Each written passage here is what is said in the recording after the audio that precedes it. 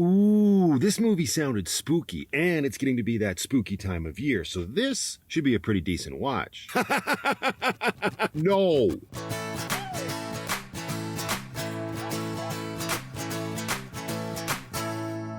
And Soon the Darkness is a 2010 thriller/horror movie that stars Amber Heard, Odette Annable, and Karl Urban. And Amber Heard must have really believed in this movie because she ponied up some dough to get it made as an executive producer. The basic premise is that these two girls, played by Heard and Annable, are on vacation in Argentina, and one of them goes missing, and the other has to do whatever she can to find her. Sounds pretty generic, right? And that is the movie's biggest issue. It is generic as starting with the characters, they could not be more cookie cutter. Amber Heard plays Steph, the smart one, which in this movie just means that she's the one that got cheated on and now she's trying to get over that relationship. Yeah.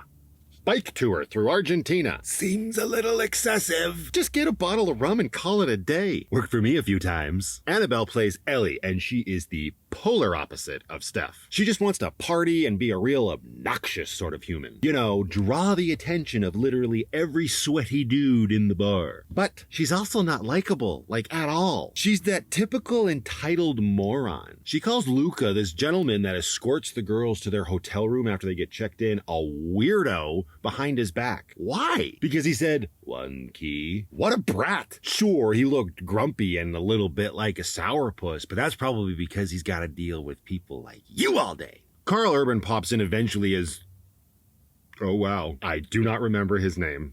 Tyler? Michael.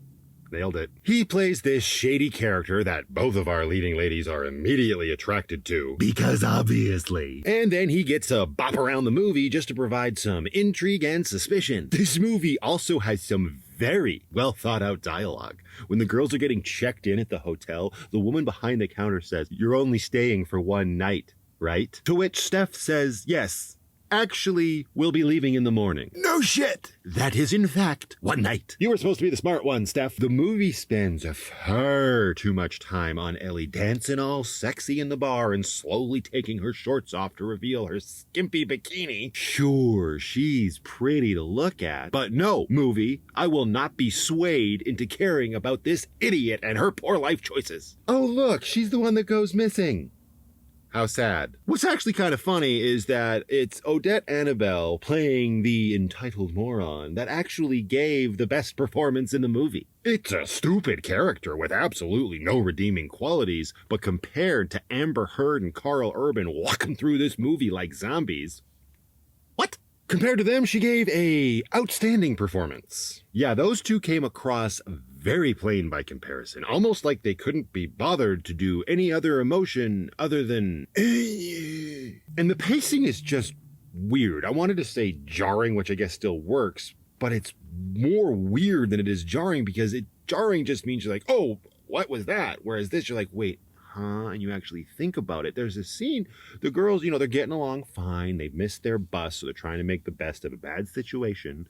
So they go to this lake or the waterfalls and they lay down on the ground and they decide to sunbathe and they're sharing their earbuds and everything's peachy keen. And then a little bit of time passes and Steph just wakes up and says, all right, it's time to go, and picks a fight with Ellie based on her shenanigans from the night before. Number one, that's some passive-aggressive BS. Deal with your problems immediately, lady. And number two, to go back to the pacing issue, it's like the movie was just going along and then it was like, oh shit, right, something has to happen. And it stands out like a sore thumb, and that's not good. So this epic is going along, and then eventually we get to the point where the movie's just like, all right, let's just kill off everybody. I mean, not literally in like one fell swoop, but it reaches that point where it's like dead. And it's like, okay. You know what that tells me? It tells me that it had no idea what the hell it was doing. The movie's like 90 minutes long, and after you take out the opening and closing credit, it's probably closer to like 85 or 86 minutes. And I bring this up because I really do think that this movie could have benefited from being a little bit longer. Better character development, more slow building tension. Heck, you actually probably could have kept the runtime and just got rid of a lot of that beginning shenanigan nonsense at the bar with these two idiots trying to get over their boyfriend and trying to find every other guy in the bar to sleep with. If you get rid of that, you probably could have kept that nice short run time, but then added on character development, tension,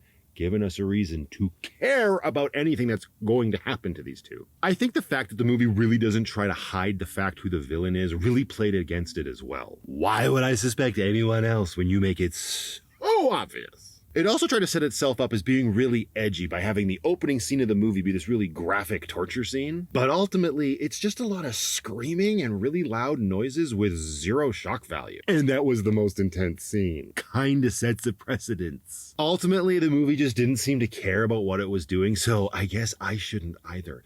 I'll give it a 3 out of 10. It's got a decent performance from one of the leads that just gets lost in an absolute sea of mediocrity. This movie was actually based on a British film from 1970 of the same name, and I haven't seen that movie, but I looked a synopsis up online because I was curious to see how many, if at all, changes were made with this American remake. And while it doesn't seem like the original wastes as much time on the whole girls will be girls nonsense, it still sounded sort of meh. So maybe this would have just been better off left alone. So what about you guys? Have you seen And Soon the Darkness yet? I can't recommend it for a Halloween watch, but if you have seen it, let me know what you thought about it in the comments below, and I'll see you all in the next one.